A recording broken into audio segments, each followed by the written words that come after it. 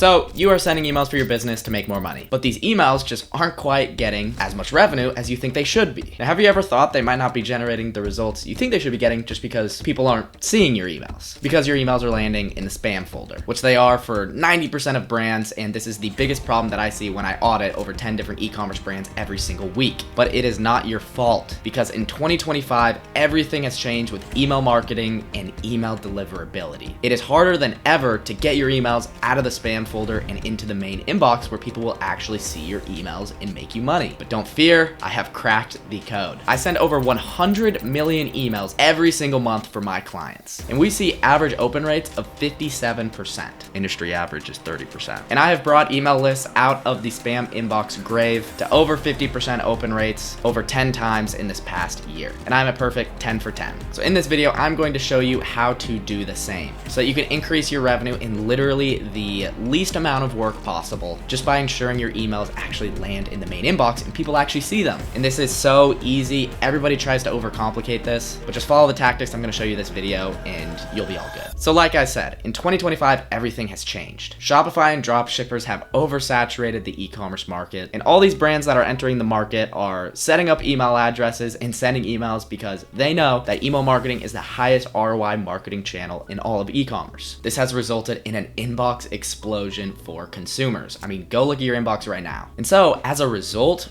Google, Yahoo, and other inbox providers have had to add stricter regulations for emails that are getting sent so that they can help keep the experience for their users manageable. This results in them wanting to send more brands into the spam folder. So you may ask, how are these inbox providers determining what emails go to spam and what emails go into the main inbox? Let me break that down for you. It all comes down to what I like to call your domain credit score. Essentially, your domain, like my company, like Wellcopy.net, has a credit score in the eyes of inbox providers, just based on your email content and how people are interacting with your email content. If people are interacting with your content, then you get a good credit score. If they aren't, you have a bad credit score. Brands with good credit scores go into the main inbox. The ones with bad ones go to the spam folder. So what actually goes into this domain credit score? There are three main things. The first one is your technical domain setup, making sure that you have all the records that you need to in your DNS settings. Two is going to be your email send volume and the pattern at which you're sending. And third is going to be your email engagement. So things like your opens, your clicks, and your reply rates. So I want to break these all down for you in the quickest way possible because it might sound complex, but these are actually like super duper simple. But it's important to know exactly where you stand deliverability wise before you get started on this whole thing. So I want to introduce a tool called Glock Apps, which is what we use internally at my agency. We work with over 50 7- and 8-figure e-commerce brands running their email lists, and it's how we're able to see where our emails are landing. So this is the website. I am not a sponsor at all. I've never talked to these people. I just think it's the best email deliverability tool. You actually even get 2 free spam tests. So if you just have one brand and it's your own brand, you get to test your inbox placement for free. Essentially, what their inbox checker will do is it'll give you a ton of different email addresses, and then you go into your email sending platform and you send an email to all these email addresses, and then it'll shoot back a report, as you can see here, of where you're landing in the inbox, the tabs, the spam folder, and the different IP addresses that these landed in. Now, ideally, where we want to be is at about 75% inbox placement or higher. So if you're anything lower, then you're probably going to have some deliverability issues. It will give you some action steps, but they're really complicated, and so you can kind of ignore them. But this is just going to give you an idea of where you stand. So I highly recommend starting with that. So going now to the first factor that impacts your domain credit score and how often you land in the main inbox is your technical domain setup. And literally all it takes is a simple Google search. Really the only things that you need is you need a DMARC record, and you can just look up Klaviyo, how to install DMARC records. It's super easy. It can literally take you like 15 seconds. And if you're using Klaviyo, then it's automatically going to generate you CNAME and TXT records, so you don't have to worry about that. If you use another email platform, then you're probably going to have to add the CNAME and TXT formats. But if you're on Klaviyo, all you have to add is a DMARC record, and it's super simple. This is the article that you want to use for getting everything technically set up. Just look this up and it'll literally take you 5 to 10 minutes. I know it seems complex, but it's really not. So that's the first thing, really quick, that you want to make sure that you have set up, or else you're probably going to land in the spam folder. Once you do that once, you never have to worry about it again. So next, let's talk about the second factor that is going to impact your inbox placement rates, and that is your email send volume and pattern, which in 2025 is the biggest shift in what I'm seeing. More than ever, inbox providers want to see you properly warming up your domain and sending at a consistent volume to keep your domain credit score. Now, what I mean is, if you just set up a new inbox today and then tomorrow you try to send an email to 100,000 people all at once, inbox providers are going to view that as spammy. They don't like that. Instead, you need to slowly warm up your account and build up your reputation. It's just like your real life credit score. You have to build that up over time before,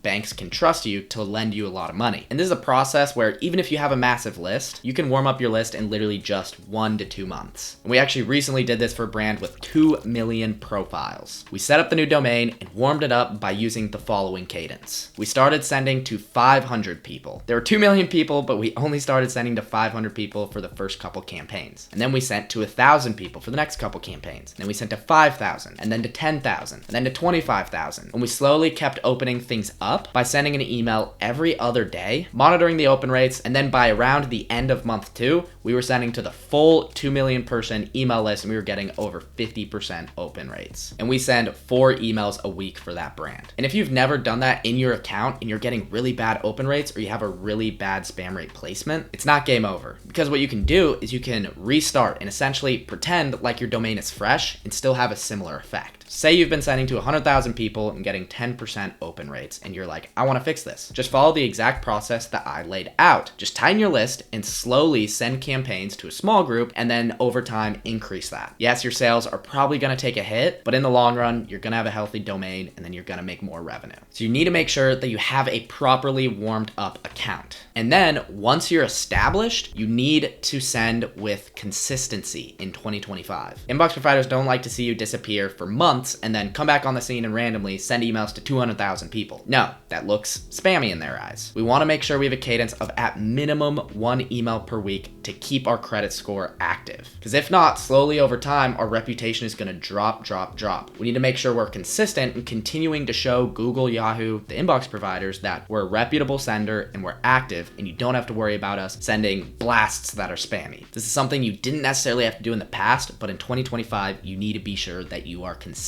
So to sum things up, you need to make sure that you have a properly warmed up domain and IP address. And then 2, you need to be consistent with your sends. It's that simple. And then 3, the last thing that is going to impact your inbox placement rates are your engagement rates on your emails. So that's exactly how it sounds. It's your email open rates, your email click rates, the reply rates on your emails, and also your spam complaint rates. Think about it in the eyes of Google. If my domain is sending to 100,000 people and over 50% are opening them, then that tells Google, okay, people actually want to receive these emails. We can send them to the inbox. But if you're sending emails and getting 10% open rates, meaning 1 out of 10 people who receive your emails actually are opening them, Google's going to be like, okay, let's stop sending these emails to the main inbox. We don't want to annoy our customers. So they send you to spam. Same can be said about your click rates. If you have click rates that are very low, then inbox providers are going to be more likely to send you to spam. So try to shoot for click rates around 1% and open rates above 50%. And then you have reply rates. You won't necessarily get knocked for having bad reply rates, but it's really good to have good reply rates. So always in your email marketing, push people to reply to your emails, because that'll prove to Google that you're a real person and people are interacting with you. You always want to make sure your spam complaint rates are low, have them lower than 0.1%. So those are your engagement rates. So how can we have high engagement rates? I don't care whatever the health of your domain is, I guarantee that if you hit up the right people, you can get 50% open rates. You just need to send to the people who actually are opening your emails. You could have a list of 100,000 people, but there might be only 1,000 people who are actively opening your emails. And those are the only people you have to care about. A lot of people think that to improve your open rates, it's all about the subject line and the preview text. No, in my experience, it's all about who you're targeting. If I'm targeting people who haven't opened an email of mine in 5 years, they're probably not going to open the next one, and they're going to hurt my open rates. But if I target people who have opened multiple emails in the past 30 days and only send emails to those people, probably going to have over 50% open rates. So if you struggle with low open rates, just tighten your list. Stop stop sending to people who aren't opening your emails. Start sending to a 30-day engaged list, which is just going to be a segment. Any email sending platform will let you do it. Just create a segment of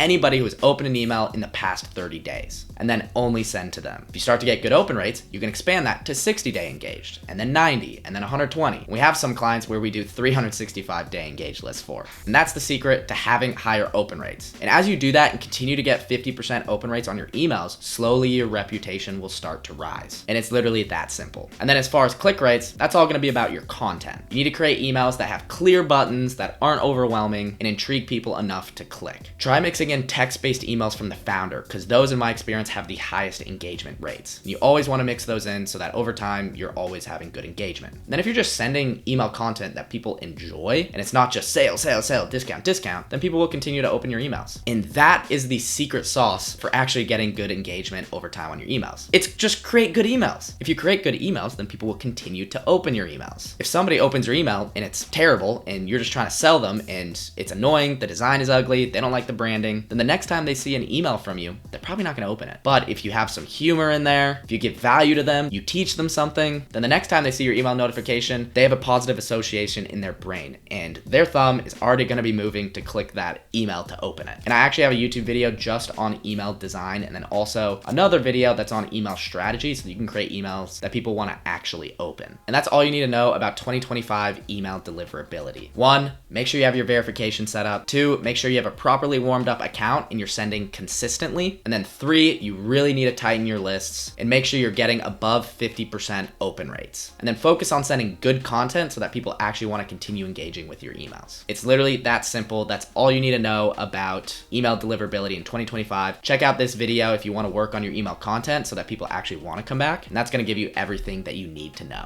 Appreciate you watching this video, and I'll see you in the next one.